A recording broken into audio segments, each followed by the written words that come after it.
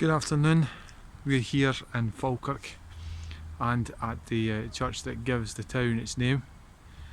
The town of Falkirk is really mispronounced. It should actually be Falkirk, and it means speckled church. So this church here is the reason why the town gets its name. But we're standing right now in the middle of the historic graveyard, and the reason for that is because quite a few famous figures are buried here. The first being Sir John de Graeme, which is entombed there. But we've also got Colonel Monro, who's a redcoat and died at the Battle of Falkirk in 1746. In the far corner, give me a few seconds, we've got Sir John Stewart of Bonkall, who was one of William Wallace's men and is the uncle of Sir James Douglas, the Black Douglas. But again, we'll just nip back over here to the tomb of Sir John de Graeme. This man was William Wallace's close friend and second in command of the armies of Scotland in 1298 and fell at the Battle of Falkirk. According to legend, William Wallace went back to the battlefield and carried the body of Sir John de Graeme back to this kirk here, where he was given a Christian burial. There has been a church on this site for over 1,000 years, and it's said that there has been some kind of religious structure here on this site for over 2,000 years.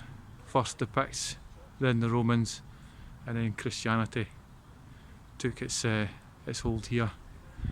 It's believed that the first church was founded by the King of Scotland around about the 10th century, and there's been a church here ever since.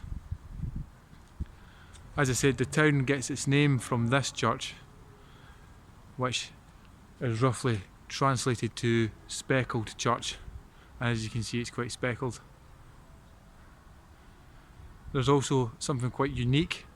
Inside this bell tower is one of only two bells in the world. They're quite unique, and they were made in Detroit, I believe, in the USA, and they were gifted to the church by Robert Dollar. And what makes them so unique is they're lever operated, and when the hammer hits each bell, the bell turns slightly so that the hammer doesn't always hit the same spot twice.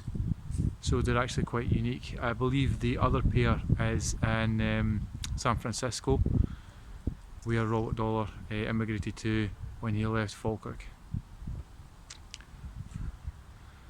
Not all of the building is a church. This part at the very end here is in actual fact a mausoleum for the Earls of Zetland. So when you go inside, that's where the Earls of Zetland are resting. We'll go over to this last thing I want to show you.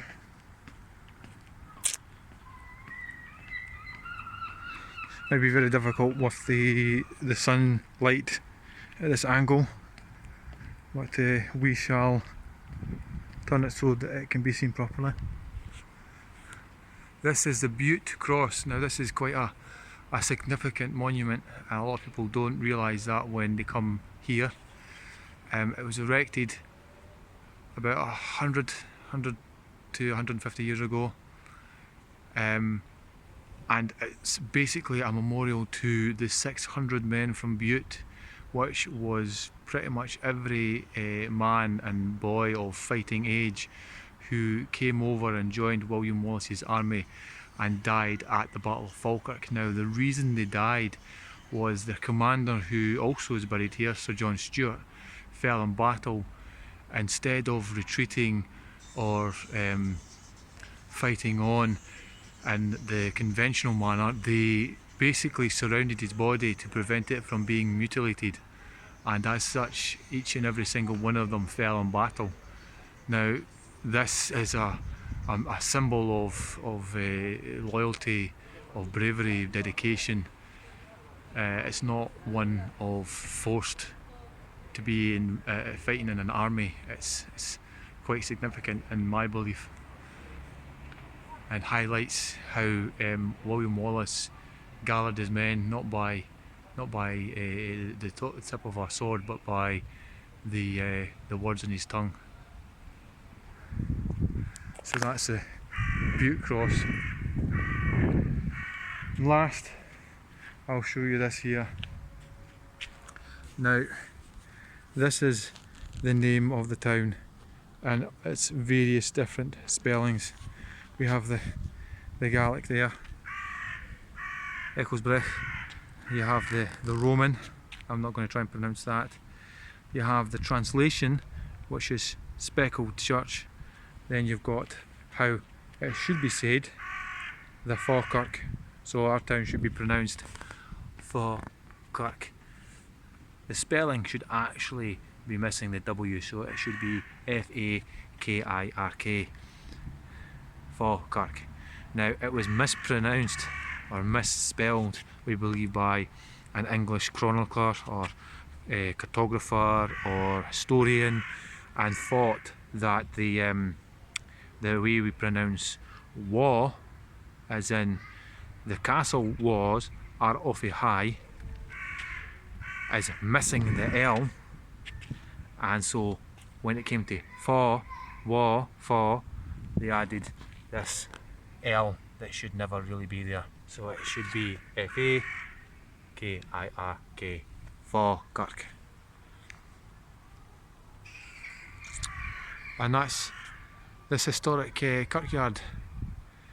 Inside the church, which unfortunately is shut, is actually quite spectacular. It's quite a beautiful church with lovely stained glass windows and a really ornate chandelier type structure in the middle.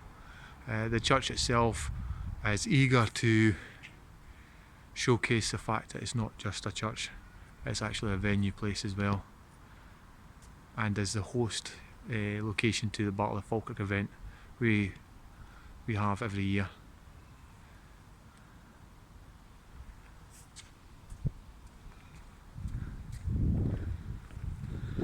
So yeah, that's where Falkirk gets its name. This little church in the middle of the town, which was really the only thing. It was here during William Wallace's period, and in my mind it's quite important. It's the town itself is regularly at the crossroads of history, and the reason why I say that is because it's the only place where Romans, Picts, Scottish kings and queens, warriors for independence, Jacobites and redcoats, and obviously poets, as well as inventors and innovators, all seem to merge in one place. So that's why Falkirk, in my opinion, is quite significant. But I'll leave the judgment in your own minds.